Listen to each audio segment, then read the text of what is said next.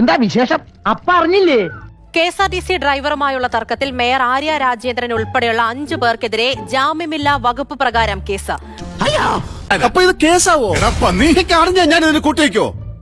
എന്റെ സഹോദരൻ, എന്റെ സഹോദരന്റെ ഭാര്യ, മറ്റൊരു സഹോദരൻ, എന്റെ ഭർത്താവ്.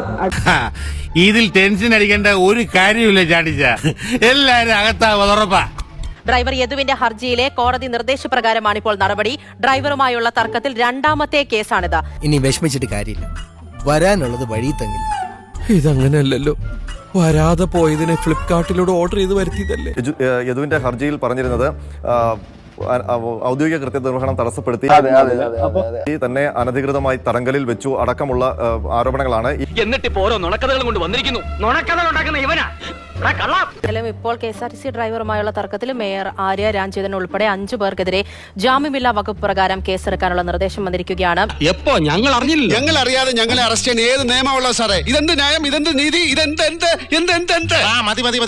ആ മെമ്മറി കാർഡ് കാണാതായതിന് പിന്നിൽ MLA-യുടെ സ്വാധീനമുണ്ട്, സച്ചിൻ ദേവ് MLA-യുടെ സ്വാധീനമുണ്ട്.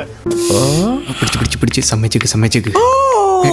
ആ മെമ്മറി കാർഡ് കാണാതായതിന് പിന്നിൽ MLA-യുടെ സ്വാധീനമുണ്ട്. ഞങ്ങളാണ് സാർ. ഞങ്ങൾ തന്നെ സാർ. ആ സ്വാധീനം ഉപയോഗിച്ച് ഈ മെമ്മറി കാർഡ് നശിപ്പിക്കുകയായിരുന്നു എന്ന പരാമർശവും കൃത്യമായി FIR-ൽ പറയുന്നു എന്നതാണ് എടുത്തു പറയേണ്ട കാര്യം.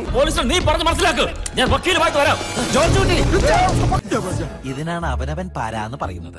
ഗുണ്ടായിസവും പക്ക പാർട്ടിയുടെ ഹുങ്കുമാണ് കാണിച്ചത്. കാര്യം സത്യമാണെങ്കിലും എനിക്ക് അംഗീകരിച്ചു കൊടുക്കാൻ പറ്റുമോ?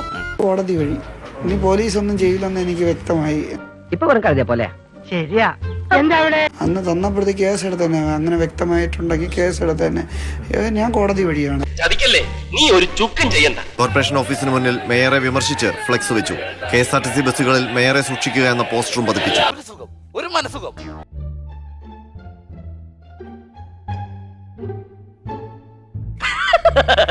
തൽക്കാലം ഇത്രയും മതി. വരട്ടെ.